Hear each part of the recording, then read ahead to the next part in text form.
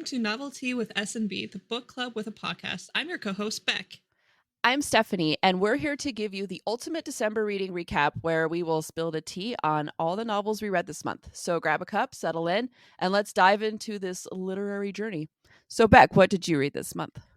Yes, so I read the Silent Patient, Peppermint Wishes, Far from the Madding Crowd, Sir Gawain and the Green Knight, and Hidden Sea. What about you? I read The Silent Patient as well, because that was our buddy read. That was our read with S&B. Yes. Hashtag read with S&B. No big deal. Slaughter Lake, Master of Salt and Bones, and Madness, a young decay novel. The Silent Patient by Alex Michaelides is the first on our list. This was our read with S&B for December. It was a psychological thriller of 336 pages and is on Kindle Unlimited. Alicia Berenson is an artist, and one day, out of the blue, she shoots her husband dead. She never speaks another word after her refusal to talk or give any kind of explanation turns a domestic tragedy into a mystery that captures the public imagination and casts Alicia into notoriety. Theo Faber, a criminal psychotherapist, is determined to get her to talk and unravel the mystery of why she shot her husband. This was a pretty popular read over on Book Talk. How did you find it? Let's start with what you liked about it. Okay, so I actually did like the mystery aspect that kept me interested in the book. So I saw it on TikTok so many times. Like it was all over TikTok, and I knew there was a twist because of that. So I think in like the title it says a psychological twist or whatever. They probably shouldn't have given that away because that's what I was doing the whole time. But I had a lot of theories going on in my head. But overall, I thought the book was okay. So for me, it makes me kind of want to try another mystery book because I did like the whole what's going on. I kind of do like that. I think I might want to try another one of those to see if it's something I enjoy reading, because I honestly haven't read too many mystery books. I know there's that one Frida McFadden, I think, writes a lot of mystery books. She's also very popular on Book Talk. That's how I know who she is. But she wrote Housemaid, and everyone raves about that. But yes, we see time and time again that doesn't mean it's good. But I might give it a try because I do like the I think the mystery was kind of cool. I wanted to know. I did want to know. I don't think I would like the whole cop catching the bad guy kind of thing, but this style, a detective mystery. Yeah, no, but this style, I like this kind of where it's not like that. I don't want cops and things that's not private investigators and No, I don't think I would really enjoy that. But this was a kind of a neat. I like the way they went about it with the whole psychological aspect of everything going on, and the fact that she was in a ward, and it made it a little interesting. But I think the style had potential, but it was okay. But what did you like about it? Yeah, so being a Hozier girly, TM, I did like the tie-in to the Greek myth Alcestis. It was, again, very well written. This dude can write. Again, like you said, the twist certainly kept me reading. I wanted to know what the end mystery was, but it was, like you said, very okay. Yeah. And that could be that mysteries just aren't my genre, and maybe the whole thing that you said about detectives is maybe what keeps me away from it as well, is that I don't know, I don't really care about private investigators or detectives or cops or whatever. And it could also be the multiple times that, quote, we had sex, quote, was put in there. I have. And then we had sex. We had sex. Oh my gosh. So yeah, I that got on my nerves too. Yeah. Yeah, because it was so often. And even if they were having sex all the time, random, it was just a weird way to write about it in your journal as a woman. We had sex. And then we had sex. And then I just don't feel, even if I were to, say I was writing a journal, and even if we had sex, I don't see me writing it like that. And then we had sex. It was a great day, and then we had sex. Yeah, we came home and relaxed and blah, blah, blah, and then we had sex. I don't know. And it was a lot. So it was just kind of oh my God. I think when I first started reading that, And Mm-hmm. I texted you. I was like, I already You know did. that You I'm did. gonna be so mad. Yeah, because you Because said you were annoyed by something it was before I very started. obviously a woman written by a man. Like, Yeah, oh yeah, you could she's tell. this like manic dream pixie girl and she's perfect, and then we had sex. Yeah. Yeah. All the sex. That's Every that's day. when I texted you, I'm so mad. That's exactly what it was. Yeah. Yeah. It was funny because I'm reading the book and I saw that the first time and then I saw it again. I'm like, there it is. That's what There it it is is. because That's I'm what annoyed. So, so I don't know. It was just it just took me out of it, you know? yeah, because it's not really necessary. It doesn't have to do with the story, and it's just and then we had sex. Like it's just weird how it was written. Right. Yeah, and overall though, I thought the book for a little underwhelming. I don't know if it was all the hype surrounding it. Yeah, I don't think it deserved all the popularity we found over on Book No, Talk. it wasn't bad, but it or anything. I mean, it was, I've read a lot worse, but it just didn't have like a wow factor. And I was really expecting, I get so, you see so much hype and you're like, oh, it has to be good. Right. No. I mean, and it's not bad. It's really not bad. It's not a bad book. It's just, I don't get the hype over it. And That I don't get. like So. consistent hype. Yeah. Like, yeah. I don't see anybody being like, you know what? Actually, no. Yeah. It's not my jam. It's okay. Like it's not bad, but it's not But for that's it to what we're be here that for. big. Yeah, for sure. For sure. We're gonna be honest with what we think. Honestly, honest reviews. Yeah, honest. So stars, spice. Oh, I gave it 3 stars. I gave it 1 spice and then 3 eye rolls. I exactly the same. 3 stars, 1 Yeah. spice, 3 eye rolls. Do you want to? So those of you that actually read it with us, we're going to go ahead and put like a spoiler version at the end of the episode after the music rolls. So we won't spoil it for you now, but if you are interested on our deep thoughts, go to the very end of the episode and see what we think there. Yeah. Yeah, So, We'll get into it. Yeah. For a change of pace and festivities, I ventured into the heartwarming world of Peppermint Wishes by D.L. Darby. It's a cozy holiday romance of 166 pages, and it is on Kindle Unlimited. Evelyn Montgomery finds herself alone during the holidays and books a cabin retreat in Sutton, Wyoming. It's there, in a whirlwind of fate, that she meets Jonathan, her gorgeous, albeit grumpy neighbor across the lake, who also happens to be spending Christmas alone. Oh, I know. Sounds cute. What did you think about it, or what did you like about it? It was a short and sweet Hallmark Christmas movie, basically in a book format.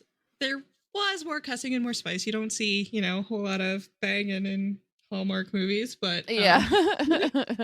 it did have an interesting, like, the lake house vibe. I don't know if you've ever seen the lake house. It's the Keanu Reeves and what's her face? I forget her name.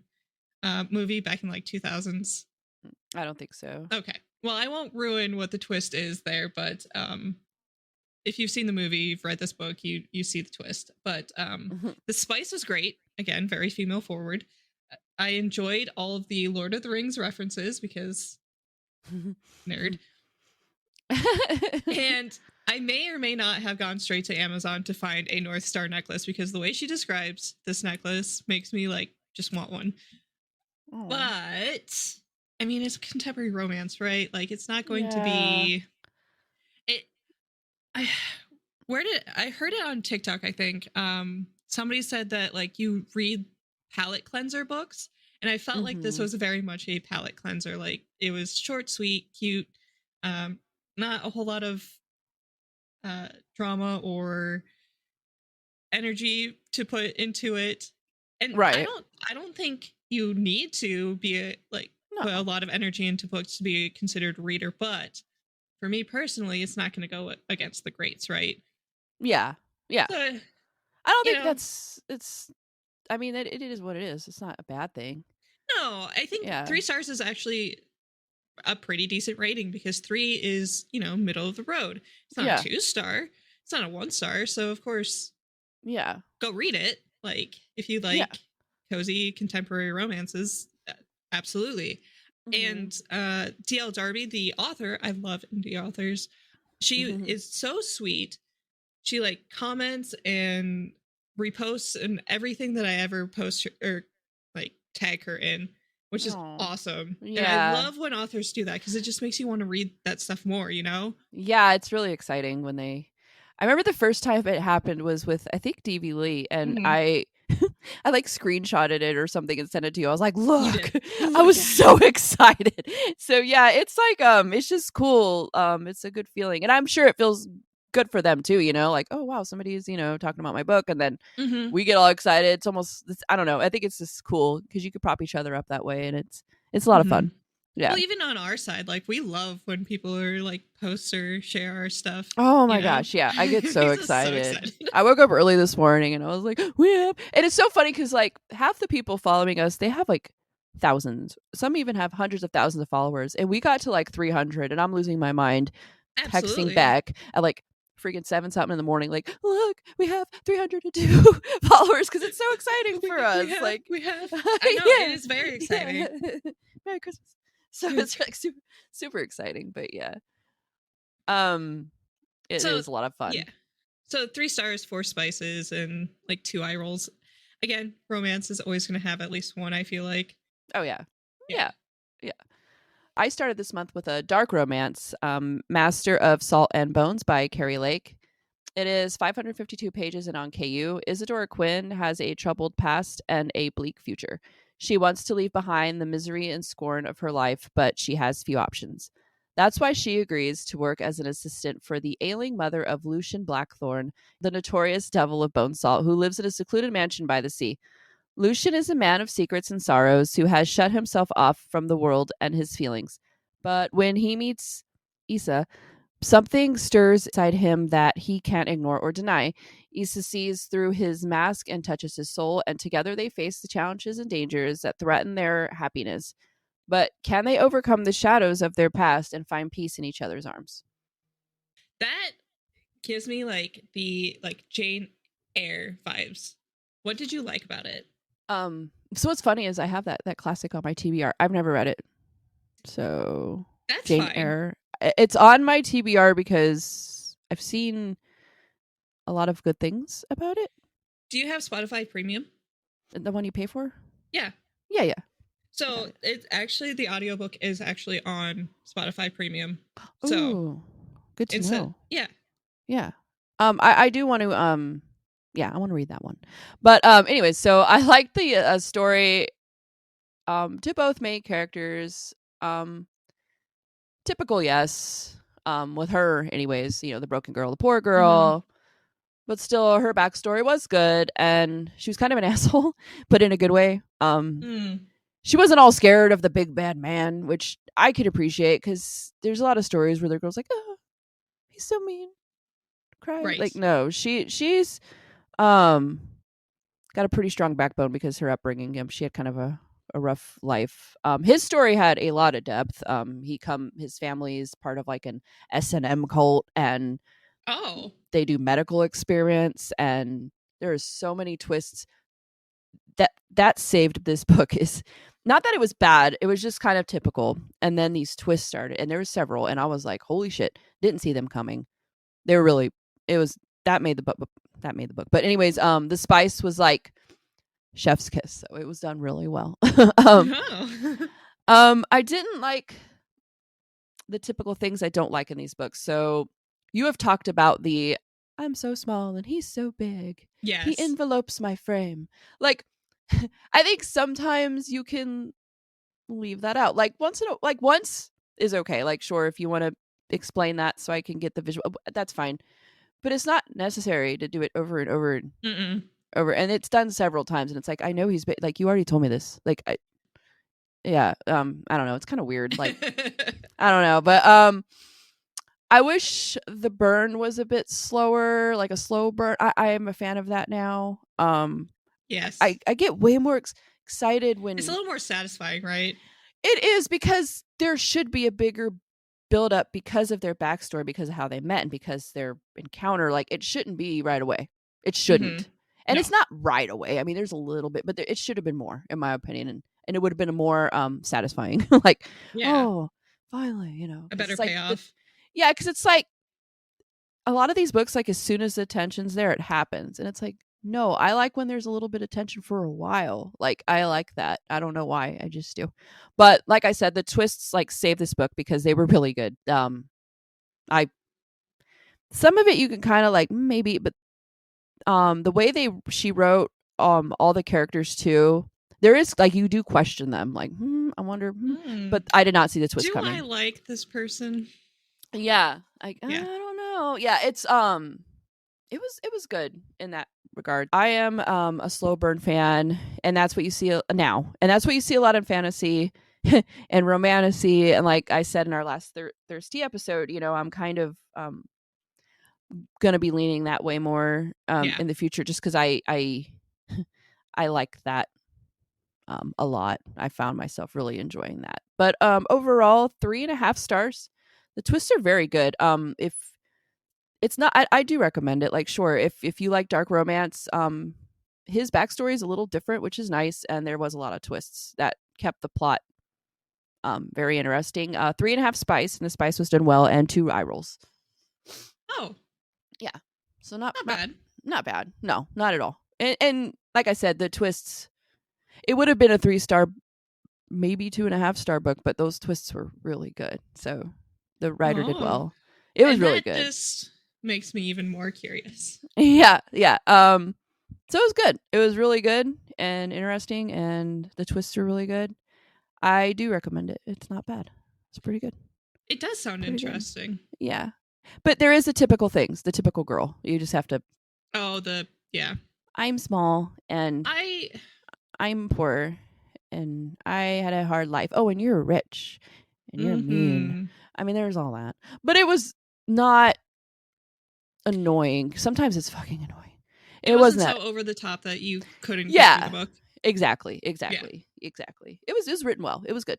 It was good. I enjoyed it. Good. Yeah. While Stephanie was getting her dose of dark romance, I stumbled into Thomas Hardy's classic Far from the Madding Crowd. It is 433 pages. I listened to it via audiobook, but it can also be found on Kindle Unlimited. It is a Christmas adjacent tale of love, choices, and the irresistible power of fate. Why I picked this book is because TikTok kept showing, you know how TikTok like puts together, well, not TikTok, but the people, they put together edits of like different movies, and you're like, oh shit, this guy. I am in love with this guy. So that happened. It is a movie. I read it before I watched the movie. I will get into like my review and recommendation after I read this snippet that I found on the internet while I was putting together the script of this. You remember the story of Goldilocks and the Three Bears? In the story, a beautiful young woman has to choose between 3 men. One is too boring and creepy, one is too sexy and sleazy, and one is just right. Oh, wait, sorry. That's Far from the Madding Crowd we're talking about. In this novel by Thomas Hardy, we have not a love triangle, but a love rectangle, where 3 different men vie for the love of super pretty Bathsheba. This all goes down in the English countryside, which is supposed to be all birdies chirping and little lambs frolicking, but because of this insane foursome, devolves into insanity, dead babies, faked deaths, and jealous lovers shooting people in the chest. Wow. The title of Far from the Madding Crowd suggests that life is far easier once you leave the hustle and bustle of the big city and go find peace in the countryside. Ha! Not with these characters. They're playing head games and drinking cider and dealing with so much internal drama. It's a wonder that their crops get planted or harvested at all. Oh my god. That sounds so fun, dude. Like so much drama and fun. That sounds fun. Like one of those books that like evoke a lot of emotions. Like, that sounds really cool. Yeah, so as a classic, it is hard to rate because obviously the context is from 1867. We're not in 1867. So these characters, their thoughts, their dialogues are not going to be the same whatsoever. Right. Yeah. So you kind of have to put yourself inside of the period, right? Mm-hmm. And I don't always have the comprehension or the being able to sit down and read the classics. So I find listening to them helps with my comprehension a lot better. Like, so I don't have to put myself into how this would be read. It's already read for me, right? Right. Right. So I was able to keep up with the story a little more with the audiobook. It Mm-hmm. was written like poetry and was so descriptive in parts that it was almost overwhelming. So I feel like if I was reading the actual book, I would have just got stuck on those parts. Mm-hmm. Mm-hmm. But I liked the story, loved the story. It showed how realistic turmoil and decisions can like break your life, basically. Yeah. Some parts did make me cringe, but of course it's a different time. Yeah. There was parts in there that are so progressive. Like Bathsheba owns her own farm. She is head of the farm. She does everything a farmer will do. Oh, But then that's like it kind of would cool. take 100 steps back, and then you're Oh. like, dude, I'm so frustrated. But I did love Gabriel Oak. He's the just right of all of those men. Mm-hmm. And then I did cry over William Boldwood, but that was more in the movie. I found him a little creepier in the book than the movie. But I legitimately cried during the movie. You should have Oh. seen me. But like I was mad, I was sad. I did the little kicky feets and the mouth covers, the gasps, like oh, Yeah. Oh can my you god. believe it? And like it had like Yeah. it all. It was a great story, but That, you know, classics are hard to read. yeah. Yeah. So like I was just telling you, I have that classic book on my TBR. Mm-hmm. So is that a sentiment you get with a lot of the classic books, like just kind of hard to read and maybe better to listen to? Yes, I would say Yes. so. Okay. Like I had Pride and Prejudice for a long time. I am a Pride and Prejudice girly. I watched every time my mom comes to visit, we watch the movie. But Mm-hmm. as far as like actually sitting down and reading it, you're like, this is dull. What?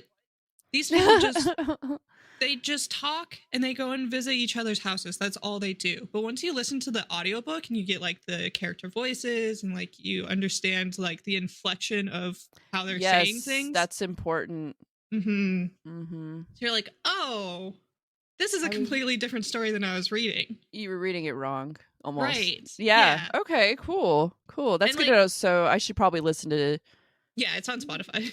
Yeah, you told me. Yeah. I'll do that then. For sure. Yeah. So do you recommend it? Absolutely. I think I did actually, because my mom is one of those people that do have the comprehension level to read the classics. So I told her, like, you should pick up this book. This is like Pride and Prejudice, but like realistic. Because, like I said, Pride and Prejudice, they just go to each other's houses. That's like basically all they do. Yeah. Where this is like some dude gets shot. There's a dead baby. There's like there's an engagement that gets broken off, and like it's so much. Yeah, it sounds fun. It really does. So much fun. Yeah.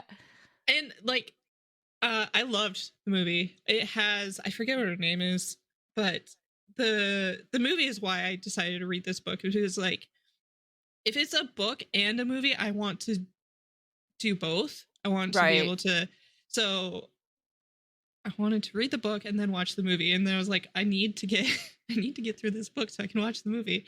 And oh my god, the movie is amazing too. You should watch it. It's on Amazon. Is it like newer or older, the movie? I think it's 2008 or 9. Let me look. Okay.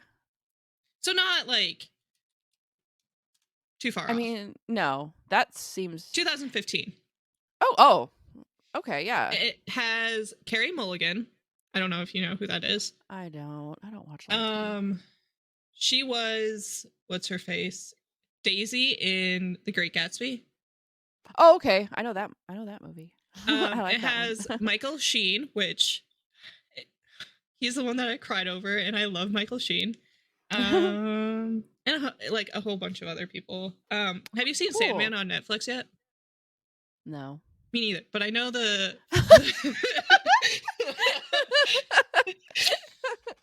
but I know one of the characters is like the main guy, like the actor is the main guy of Sandman. Cool. I'll have to check it out. Sandman, tangent. Oh my god. Sorry, everybody. But Sandman is by Neil Gaiman, by the way. Oh, yeah. Yeah, isn't that cool? Yeah, that's really cool. Yeah. Neil Gaiman. I've been hearing so much. He's like pops up everywhere now because like my daughter did a whole segment on him in school. So she was talking about him all the time. I'm like, you and like your aunt are going to have a lot of discussions when we go visit because she really enjoyed his writing too. So what did they read? Do you know? They read Coraline. Yeah, they did. But they also read a couple other things that he wrote, like short. I don't know if they were like short stories. Yeah, he does something because she did a whole like thing on him. They did him and Poe and a couple other. She's in advanced language arts, so she gets to kind of she's 8th grade, but she kind of goes deeper into stuff, which she loves. So that's good. She got to learn about that kind of stuff. So yeah, it was pretty neat for her. And I'm like, oh, you can talk to your aunt about this. But anyways, so you recommend the movie and the book? Yep. 4 stars, no spice, obviously, and like 1 eye roll just for it being set in a different time. Oh yeah, for sure. So I see you went the wholesome route. Yep. I, on the other hand, decided to read Slaughter Lake by David Viergetz and Jay Bauer. I think I said his name right. It's a slasher, 196 pages, also on KU. It's been years since Rebecca. God damn it. And her closest college friend's vacation at Slaughter Lake. What once was an annual trip became a distant memory filled with campfires and the peaceful, serene landscape of their exclusive vacation spot. Then, when an unlikely invitation calls them to return to where their fondest memories were created, it seems impossible to ignore. Of course it's Rebecca. What did you like about it? Okay. Oh, and Rebecca goes by Beck. Oh, of course. Oh, and Rebecca's tall. Oh. So you guys have a lot in common. But she's taller than me, right? She is. She's like a volleyball player. But I remember I sent you a clip of the book because like a little line because it was her boyfriend and talking about how they were eye level, and she's like a volleyball player. She's really tall. So I was like, oh, appreciation post here. Yes. So, and it was funny because she goes by Beck, and I'm like, this is weird. The spelling's different, but it was just weird because I'm like, this is kind of creepy. Like, do you know David Viergetz or Jay Bauer? No, I do not. Okay. So this was 100% a slasher book at its finest. If you like typical slasher films, I do. You'll like this book. It's all very typical, but I just ate it up. There's the semi-responsible couple and the burnout couple and the weird fifth wheel, and they're reunited after years of not really speaking to each other, keeping in touch. They go to a cabin that they used to go to when they were young, and guess what? It's secluded. Guess what? They can't get away. I mean, it's all the things. It's just everything. Even the banter, like, even though it was like corny, it was so perfect. You watch those slasher films when all the friends are like, hanging out before like it goes to shit. It's like corny. It's like cheesy, and I fucking love it. So I'm like reading it. And if I was reading like a serious book, I'd be so annoyed with the banter. But in this book, I'm like, like it's so perfect. So, so there is a lot of triggers. It is a slasher book, so yes, there is some brutality. It's not so much in a grotesque manner like splatterpunk, which is just way over the top and it's shocking, but it's still brutal. I mean, it's a slasher. It is brutal. I thought it was a fun read. I know that sounds messed up. I was gonna say. You know how I am. You beat me to it. It was fun. So it's just like when you watch like Halloween or any of those, it's like a fun I don't know, I'm weird. Not much to dislike, to be honest. I mean, I went in and got what I thought I was going to get from this book. It was recommended me by so J.R. Thomas on TikTok. He had left a comment on the little aesthetic I made for No One Rides for Free. And that's so cool. Yeah, and he's like, I have recommendations, but it's depending on your triggers and stuff. So I ended up messaging him, and he sent me all these reviews he did on all these books because he's like, well, what do you like? And I'm like, oh, I like this, that, and this. So we like put together, because he also reviews tons of splatterpunk horror and slasher books, and his reviews are actually really funny. Like he cracks me up. So yeah, you should give him a watch. He's pretty funny. But I went through his recommendations, and this was the only one on KU. So I was like, you know what? I'll give it a go. And it was a lot of fun.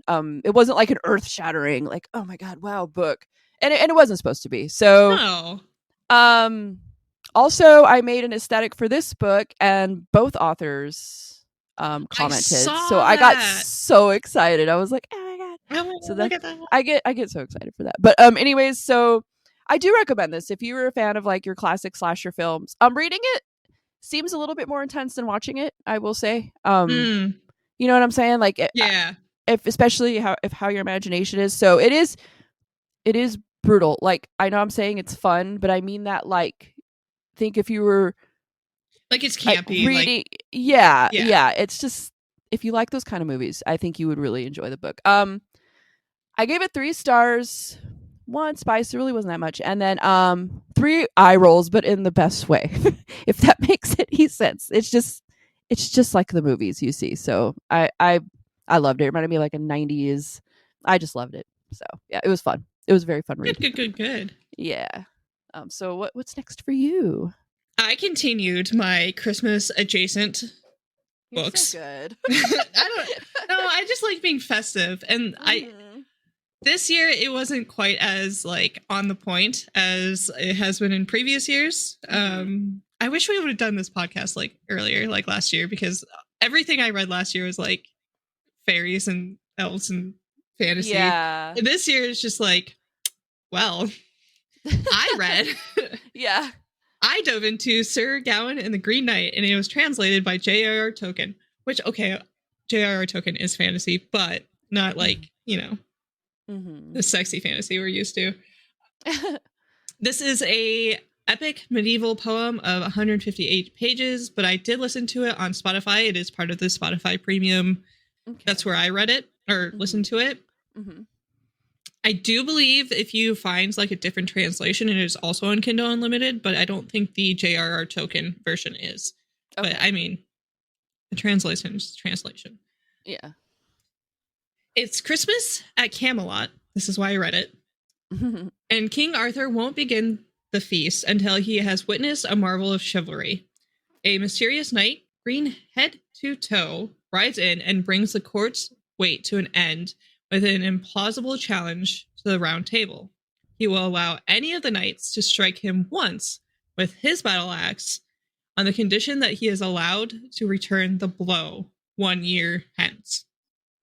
Okay, so this sounds pretty interesting. I've seen a lot of medieval books, or movies, I'm sorry, but not read a lot of books. So this does kind of intrigue me a little. So how was it? It was a very cool premise. Like, I remember explaining, because it also is a movie. Also watched this movie. I made Jeff watch this movie with me, actually, and he said he actually liked this movie. So wow, I know, that's big for him. It's huge for him. Yeah.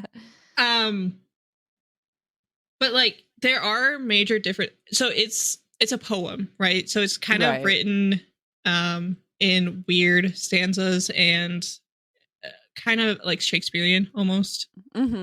So you get that, again, is why I listened to it instead of reading it, is because I knew I was going to get lost somewhere in the whatever. Yeah. The endings are completely different. Okay. I gave it 4 stars because I'm a Tolkien simp. Like, I think it is an important literature for, I don't know, the human race, let's say, because like, it's one of those stories that it was told instead of written. So it's like, it's part of our history, right? Right. So I think that was pretty cool. Yeah. And I'm just now realizing that my first like 3 independent reads, we're gonna skip the buddy read. This month were like intertwined. Peppermint Kisses mentioned Tolkien, which this was translated by Tolkien. It also mentions Bathsheba and David, which is like a Bible story, which, far from the madding crowd, Bathsheba is the main character. Oh, yeah. And that's crazy. It's like loosely based on that story too. So like, whoa, like, why? That's pretty cool. Wow. There was no spice, but there is like a very lusty wife that comes on to Sir Gawain a couple of times. Okay. And there is 2 dudes kiss. Okay. Yeah. That's fine. I mean, I'm just part of our spice, quote unquote. But no eye rolls. Like it's just a fun little go watch the movie. Yeah, I will. I think I will. Especially if Jeff liked it, because he don't like anything. So he's not big on the movies. You know, he's just not. He just sees them and he's like, So for him to like it makes me want to watch it. I was like, will you watch a Christmas movie with me? And he's like, fuck no. I'm like, no. Will you watch The Green Knight with me? He's like, oh yeah, okay. That's cool. Yeah. That's really cool. So remember how I said I'm going to be sprinkling in dark romance from now on? Mm-hmm. Well, oops. So I read another one. Oh. But in my defense, it was a masked man in a band. Oh. Like Sleep Token? I don't know. I had to. Of course you did. I know. So I read Madness, a young decay novel by Jack Whitney. It was 298 pages and it is on Kindle Limited. So our FMC Andy has been dodging getting assigned to photograph her brother's rock band, Young Decay. That is until one of the photographers tries to get a photo of the band's most elusive and private member. So she ends up getting assigned to her brother's band, which she has been trying to avoid, and she ends up returning home. And but home comes with fears that she's been running from for years now. However, she doesn't expect that someone with a past as dark as hers may be the key to overcoming the traumas. Someone who happens to be her brother's best friend, Young Decay's masked bassist, Mads Touring, or as she knows him, Maddox Keynes. So the entire time you're just Sleep Token, imagining Sleep Token in your brain movie. It wasn't that good though. Oh no, what did you like? It is a dual perspective book. I just wanted to throw that out there. Okay. I like the band part, I guess. In the beginning, you ever read a book that has like a playlist? Yes, I love that. So the playlist was epic. I will say. Oh, that. okay. Now I can move on to what I didn't like. So it unfortunately missed the mark for me. The build up, I mean, it really wasn't. And then they hook up, and then it becomes porn with plot at that point. More porn than plot, in my opinion. There was a few things happening in the story, of course. But the main issue is her brother cannot find out, or else everything is doomed. The band will be over. Blah blah blah blah. No, you just had to talk to him. But why? But that's what happened. You just have to be like, I'm in love with your stepsister, and then he'd be like, oh, okay. Oh, there's step siblings? Yeah. Oh. It's just Huh. Nah. I was so sad. I'm like, this is why I don't read this as much. But this is why I'm sprinkling it. Yeah. But yeah, I guess if that happened though, there wouldn't be too much to this story. So yeah. But I was expecting more story, longer build up. And just again, it was 300 pages. And there's no story? No, I mean, there's story, but it's kind of but not a good story. Yeah, it fell flat. And I hate how it should have been a slow burn based on the whole concept of the story. Like we was saying earlier, this shouldn't have been so quick with all the things. But I don't know, I'm thinking band. I'm thinking characters with depth and meaning and deep and whoa, I'm expecting all this because in my brain it was Sleep Token and they're very deep and meaningful, and I'm like, oh well, obviously this, and it was not that. I wasn't a big fan of it, so I gave it 2 stars. I did finish it, whatever. 5 spice. 5 spice. It's very wow. Yeah, and 3 eye rolls. It was not that good. I should have made that into a sticker. Yeah. Do not recommend. Yeah, I do not recommend that book. It's not the best. So, well, we're going to go from one bummer to another bummer because I read Hidden Sea by Gregory Maguire. It is 304 pages and it is not on KU. So I bought this shit. Oof. It is The backstory of the Nutcracker, revealing how this entrancing creature came to be carved and how he guided an ailing girl named Clara through dreamy paradise on Christmas Eve. At the heart of Hoffman's mysterious tale hovers Godfather Drosselmeyer, the ominous, uncanny, one-eyed toy maker made immortal by who was made immortal by Pepita and Chafosky's fairy tale ballet, who presents the once and future Nutcracker to Clara, his goddaughter. I'm going to highlight this. Can you pronounce this? Tchaikovsky? I made Jeff do that too. And both of you pronounced it correctly. And I assume that's just because you watch too much hockey.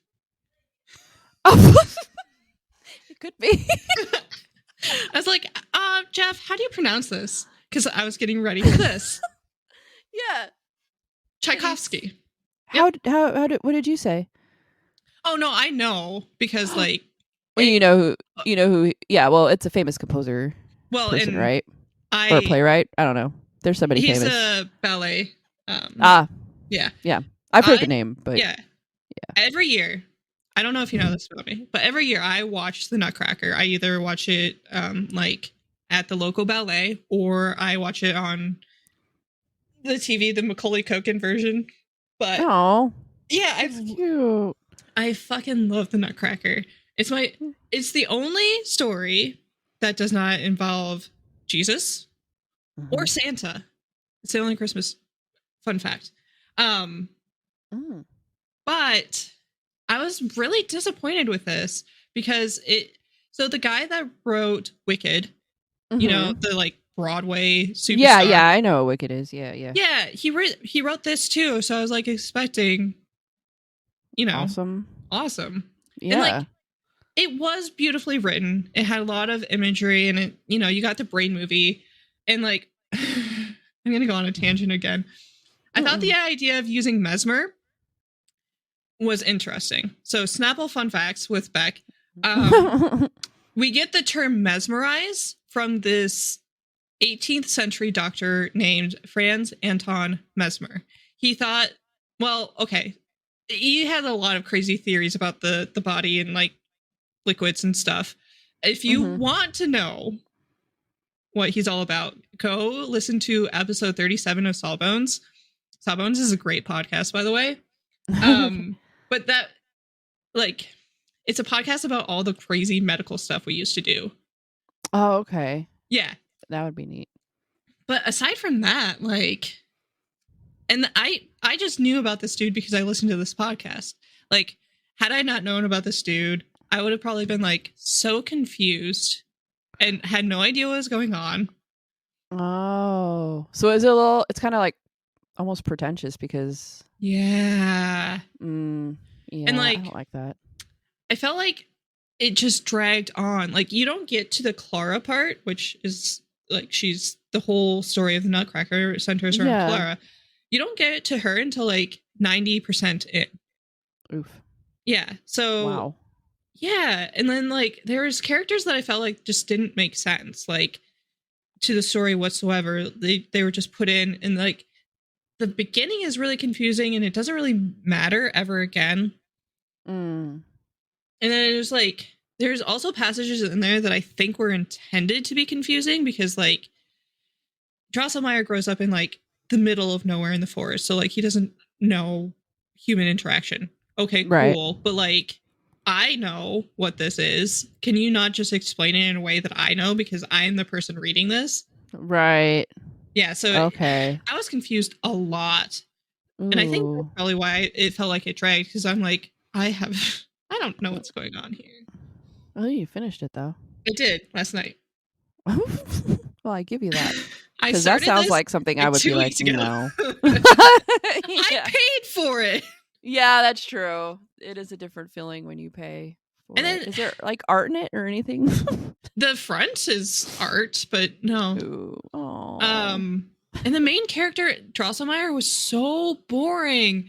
And then in like the actual like ballet, he's like this eccentric, weird dude that like brings all the children gifts, and like he's like so one-dimensional in the book. I was like, this isn't my Nutcracker. This isn't it. Well, that sucks that it, fell Yeah, like I should have just reread Sugar and Spice. That's okay. So that's another Nutcracker retelling, but and I kind of I'm hesitant to mention this book too. It's called Winter Dream by Chantal Gaderoy. I'm only hesitant to mention it because it's, as far as I can tell, it's only on audiobook.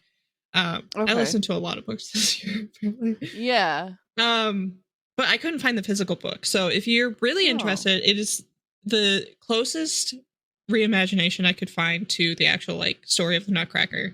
So go check that out if you're interested. But I mean, Sugar and Spice is on Kindle Unlimited.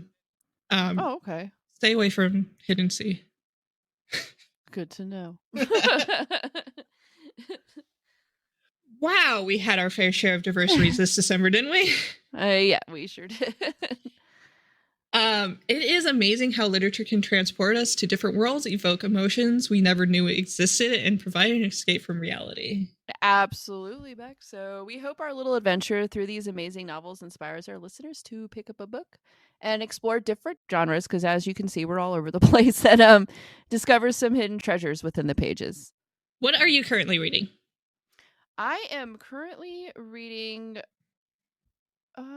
Court This Cruel and Lovely by, is it Stacia or Stacia?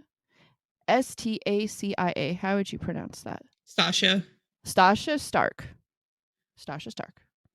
It's book 1, Kingdom of Lies, book 1. So it's a fantasy, and so far I can't pronounce some of the stuff, but the story itself is pretty good. So yeah. What are you reading right now? So I signed up for Book Sirens. I think I shared the link with you. You did, yes. Yeah, it's an ARC website, I guess. So I am currently reading Crimson Promises by Joycelyn Blue. It should come out on the 27th. Okay. This episode that we're currently recording is going to come out on the 28th. So by the time this episode comes out, I've already read it and reviewed it on Goodreads. But I also wanted to mention, and I shared this with you as well, I have gotten back into Webtoon. I am currently reading Atnaman by Illustrain. It's on Webtoon. I believe it's also on TappyTunes. It is a story about a gargoyle and this girl, and I love it. So go check it out. Cool. 10 out of 10 would recommend. You know, my daughter had Webtoons. Yeah. And I had to get rid of that. You should have gotten rid of it. You can I did. I did. I was like, what is this? And there was some story, and what she was reading wasn't bad. But yeah. I started looking up stuff on it, and I'm like, you have to delete that. You can't have that. So yeah. It's crazy how kids just Yeah. So. I remember being that kid. Yeah. Yes. I was like, you can't have that, sweetheart. But try. Yeah.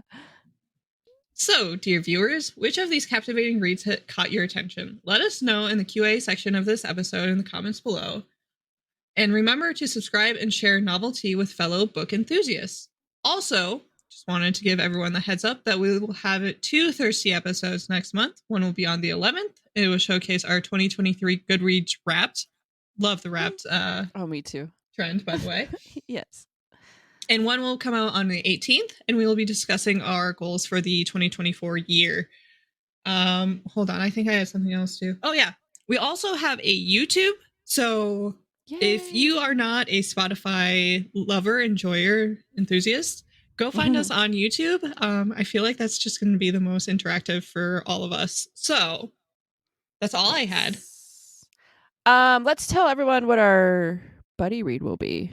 Oh yeah, our read with S&B. That's right. Read with S&B, because we want you guys to join us and read this book, and then we can get into it our next episode. Yeah. Yes. It is The Ever King by L.J. Andrews, correct? Yes. Okay, perfect. It again is one of those things that we've seen all over TikTok. It is also on Kindle Unlimited, so it's a little more accessible to everybody. Seen a lot of things about it, so hopefully it's worth the hype. Read it with us. Read it with us, yes. And then we'll talk about it on the next novelty monthly episode, because we also have the Thirsty episodes. If you haven't been with us long, we do 2 well, it's formats. typically, yeah. So we have the thirsty, which is a little less structured than this, and we give each other like, what do we call it? KU cringe. KU cringe, yes. And we pick out like the cringiest books for each other. Check us out. Check the thirsty episodes out. They're a lot of fun. But next month we will be talking about this book, so we'd really love for you guys to read it with us. Yes, absolutely. Please. We would love to interact with you guys. Yes. But other than that, that's all for today. I'm your co-host Stephanie. And I'm Beck. And this has been Novelty with S&B. See you in the next chapter.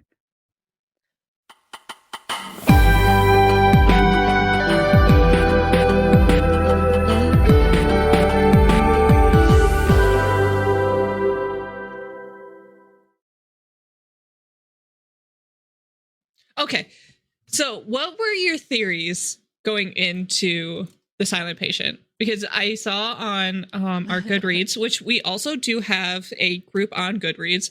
I know we're like everywhere, but it's better to cast a wide net to catch all of you guys. But we do have a group on Goodreads. I saw that you posted on there that you had a lot of theories. What were your theories going in?